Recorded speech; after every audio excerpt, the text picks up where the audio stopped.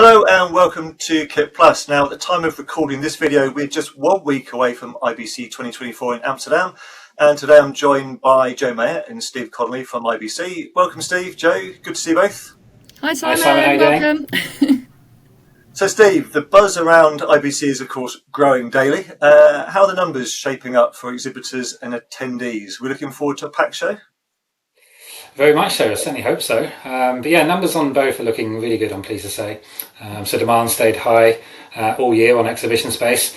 We've got all the major tech brands in the show once again, and many of them taking more space in 2024, which has been great to see. We've got 160 plus new companies exhibiting for the first time, and a number of returning brands coming back to the show that we're very happy to be welcoming back. So total floor space at the moment is around 46,000 square metres, which is up about 1,500 on what we finished on in 2023. So very pleased about that. But what's particularly exciting is we've got 1,350 exhibitors this year, which is more than 200 more than we finished with in 23. So delighted about that. The footprint's got bigger. We've reopened Hall 14, the big pavilion at the front of the show, and that's got more content everywhere exhibits this year. And it's also got our new AI Tech Zone that we're particularly pleased to launch this year. Registration numbers are also looking strong. We're up on last year's numbers at this stage. Obviously, we'll have to wait until the doors open to see how that translates into attendance numbers, but we're quietly, cautiously optimistic at the moment. Yeah. So, Steve, every year we see new trends emerging. What sort of themes and technologies do you think will dominate or be most important for IBC this year? Yeah, good point. So, IBC is an incredibly broad church these days, and every year seems to get broader. The key tech topics will, of course, be cloud, production and post, ad tech, OTT and streaming, especially in content everywhere, connectivity, immersive tech. But I think the standout topic, obviously, this year will be AI. We mentioned the AI Tech Zone earlier, but I think everywhere you go at IBC, you'll see that included, whether it's the conference, the show floor stages, the Accelerator Programme, and people's stands. I think AI will really be the major topic that everyone will be talking about. Over and above that, though, of course, you can expect to see a lot of live sport content after incredibly busy summer of sport with the Olympics and the Euros. And we'll also, as a major topic within the conference track, looking at how to tackle media disinformation in news reporting. But we've got over 325 speakers lined up across what we've expanded to a 3-day conference this year. So there really will be a session for everyone. Amazing. So, Joe, there's been a lot of excitement also around the new talent programme. Give us a quick insight in what people can expect from that. Sure. The talent programme is very close to my heart. It's a new initiative. It's aimed at driving talent development and industry growth. And it came about following research that we did at IBC last year, which made sort of really clear that if we wanted the industry long term to be more diverse and inclusive, then we really need to attract and retain new talent. So the programme has come out of that. It's free to all. It kicks off with networking drinks on Sunday in Cafe Amsterdam at the Rye. And then Monday launches with a breakfast, followed by a programme of content taking place in the Showcase Theatre in Hall 8. So the programme's moderated by broadcaster Omar Mehtab, and we've just announced the speaker list for the talent programme. It will be available on the website. Sessions include insight from young professionals, mentoring programs, recruitment strategies and training, and everything's sort of designed to share practical tips for companies on how they can build a sort of a stronger workforce, and also for young people for tips on, how they can get into the industry and develop their careers. So we've had a fantastic group of partner organisations involved who are supporting us on the talent programme. Rise Academy, Girls and Gear, Women in Streaming Media, HBS, SIMPTE and Media and Entertainment Talent Manifesto. We've also got the support of additional partners and all our owners who are involved in different ways, sort of either hosting students to the programme, promoting through their networks and, being there on site to sort of network and talk to everyone. I'm really excited to be bringing a sort of a young company called Pictures for the People to the event. They recruit unemployed and disadvantaged young people, providing them with hands-on experience, and they'll be filming the talent programme on the Monday. So please all come along. It's going to be a great event. Yeah, I'm sure they will. So a big concern these days is sustainability. So can you share some more about IBC's sustainability initiatives, both in terms of content and in a broader sense? Sure. It's hugely important to IBC. And we have sustainability strategies and targets, for reducing our carbon footprint, achieving carbon neutrality, and, gradually working towards carbon net zero. We measure and we audit and offset. But what we are doing, and we're really proud and excited about this, we'll be shortly announcing a new partnership with a leading sustainability consultancy.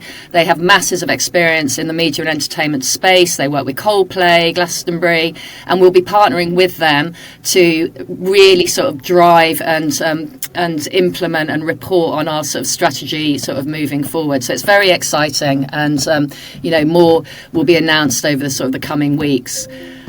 Just sort of some actual examples. We work really closely with the RAI, who are a very sort of recognised location, for sustainability initiatives. One of the things which we've run for a number of years in conjunction with the RAI is the donation room. So every year exhibitors can leave anything behind after the event, and that's all recycled and reused sort of in projects around Amsterdam or at the event next year.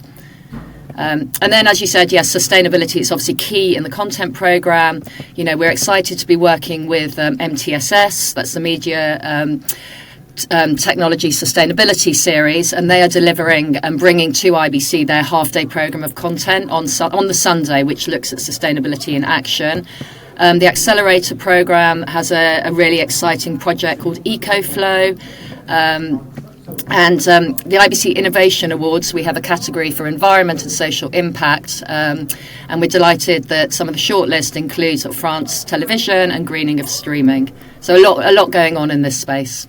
So, Steve, we've been hearing and seeing a lot about the convergence of media and industries like AV. Do you see this trend continuing and IBC evolving in this direction? Yeah, I think very much so, and IBC has to embrace that trend, not just for its exhibitors but also for its attendees. So, taking the AV market as one, the Pro AV exhibitor base has always been very well represented at IBC, but now we're seeing more investment in media technology from attendee companies you wouldn't have seen at IBC 10 years ago. Areas such as cloud, AI, 5G, virtual production in particular, and immersive tech are expanding IBC's audience far wider than traditional media companies. So one of the new initiatives we're starting out this year is our partnership with the AV User Group. So IBC will be hosting a speed pitch event on the Thursday, the 12th of September, at the Enhau Hotel, which is pretty much on the RAI site. And that will be connecting 40 hosted buyers from corporate enterprise companies. And they include people from finance, from legal. So we have Bank of America, for example, Barclays, AstraZeneca, UBS, WPP, amongst others. And it's a fantastic opportunity for vendors and exhibitors to pitch and network with potential new customers from new sectors. So we're very excited about that, and I think the fact it's been so well signed up for and attended shows how far we've already come in that convergence. So delighted to see very interested to see how that will pan out on site this year. But to answer your question again, very much seeing that convergence becoming more and more evident. Yeah, I guess building upon that, the Accelerator Programme has been a key part of IBC's innovation agenda over the last couple of years. How is this show incorporating some of these emerging technologies? Yeah, the Accelerator Programme goes from strength to strength each year. It's incredible, and we've really got a stellar lineup of projects again this year. So, of course, AI is represented. To Joe's points earlier, sustainability is very heavily represented. And I mentioned earlier about the theme of disinformation in the news. There's a specific project on that.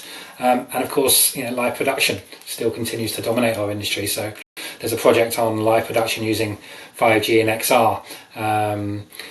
using and ultra lower latency using sports streaming, amongst others. So yeah, I mean, all those topics and themes that we discussed earlier will be represented in the Accelerator Zone this year. So I would recommend people turn up and kind of check them all out. But what you'll see there is proof of concept projects, whereas the exhibitors and the content program will be mainly around what's happening already. These projects in the Accelerator Zone will be showing you what's coming and how we're tackling the problems of now. Yeah, and with so much to see over such a large floor space and so little time, what sort of standout projects or initiatives would you say that visitors definitely shouldn't miss this year? Well, I think on the Accelerator piece in particular, sticking with that theme, if I had to pick one, it would be the News Disinformation Project. The title is Design Your Weapons in the Fight Against Disinformation, which I love as a title anyway. But it includes the likes of BBC, CBS News, AP and Paramount. And the goal is to help news organisations address the challenges of disinformation in media by showing them, kind of new tools that will give them, tangible results and benefits. From the exhibition side, I would urge people to go and check out the AI Tech Zone. The fact we've had to expand that twice already from its original footprint when we started the year shows just the demand and interest in that part of the industry, in that part of the narrative. So, those two things for me. But of course, it's so hard to narrow down what you should see on a 46,000 square metre footprint. But those would be two highlights I'd recommend anyway. Yeah, no, definitely. So, Joe, live sports was, of course, and it still is, with the Paralympics still going on. Is it a huge topic over the summer that we've just had? Can we expect to see this reflected in the content programme this year? Yeah, absolutely. I mean, I couldn't and still can't sort of tear myself away from the television. I think the Olympics was sort of my viewing all summer and still now. It's going to be a huge topic at the conference and also across every sort of show floor stage. There's a great session on the conference on Saturday where we have NBC and beIN Sports looking at the Olympics, the technology that was used, lessons learned and what it means for the future of sports broadcasting. Back to AI again. AI in sports will be a key theme. There's a number of AI in action case studies taking place, and we have speakers from the likes of ITV, Olympic Channel, and Sky, who will all be addressing the issues and the challenges and the opportunities. And again, the Accelerator Programme has a number of cutting-edge sports use cases. Finally, the awards again. We have ESPN, OBS, and the National Hockey League, who are all contenders for an award on the Sunday night, taking place at the Innovation Awards. Okay. And Joe, the same questions I just asked Steve, really. Are there any must-attend sessions? I mean, all of them are must-attend, of course. Yeah. But are there any ones that you're particularly excited about? No, exactly. There'll be a session for everyone, as Steve said. But I mean, I suppose these are my sort of must-attends. I'm really excited that Mr. Slav Chernov, who's the award-winning director of 21 Days in Mariupol, he will be at IBC in person, and he's delivering a lounge talk just prior to him receiving the International Honour for Excellence award at the IBC Innovation Awards. His session, which takes place in the Delegate Lounge in the Auditorium Complex, will be open to all attendees. So, make your way there. I think that will be an absolutely fascinating session. And then I was going to mention, Steve's already covered it though, but the sort of news and disinformation is obviously sort of massively important. And I was speaking with Mark Smith, who's leading on that project just a minute ago, and he quoted a stat that broadcasters, I've just written it down here, 33 million fake images are decimated and distributed every single day. So this is an absolutely massive challenge for the industry. And this project is really a must-see. There's also a session on the conference as well. I suppose finally, I'd really encourage everyone to head to the talent programme on Monday. And one session that I'm really looking forward to is Rise Academy, where we've got a panel of young people who are sharing their experience and looking at where they are in their careers and also what they want from the wider industry to make it attractive to them to sort of stay in the industry. Yeah. Brilliant. So fast forward a week and we'll all be in Amsterdam. Let's fast forward 2 weeks now. I'm sure you're not looking forward to 2 weeks' time, but what would the key takeaways that you would have hoped attendees and exhibitors, of course, would have left with from IBC this year? Joe, you go first. Okay. Well, so I suppose not too many sore heads and sore feet, but I really want people to come away sort of excited, by what they've seen, sort of really energised by the conversations they've had, and inspired, really inspired to make changes that will shape the future of their businesses. I'm really looking forward to seeing everyone next week, for another great IBC. Fantastic. And Steve? Well, for me, it's quite simple. Obviously, I want exhibitors to come away feeling they've got great value from another very successful IBC. But I think more than anything else, I just want attendees to be in no doubt that IBC is the place to be to stay ahead of the curve and capture new opportunities, whether they're new to the industry or seasoned veterans. So, yeah, that would be it for me. Brilliant. Joe, Steve, thank you very much for your time. I know you're both incredibly busy right now, so we do appreciate your time to answer these questions. And of course, you can check out everything that we will be doing during the whole of IBC on kitplus.com, where we'll be touring the halls and chatting to exhibitors about what's new and what they're showing at the show. Thanks so much. Thanks, Simon. Just one more thing. Everything that we talked about and more is available on the show website, and download the show mobile app as well. And the website is? show.ibc.org. There we go. Thanks for watching.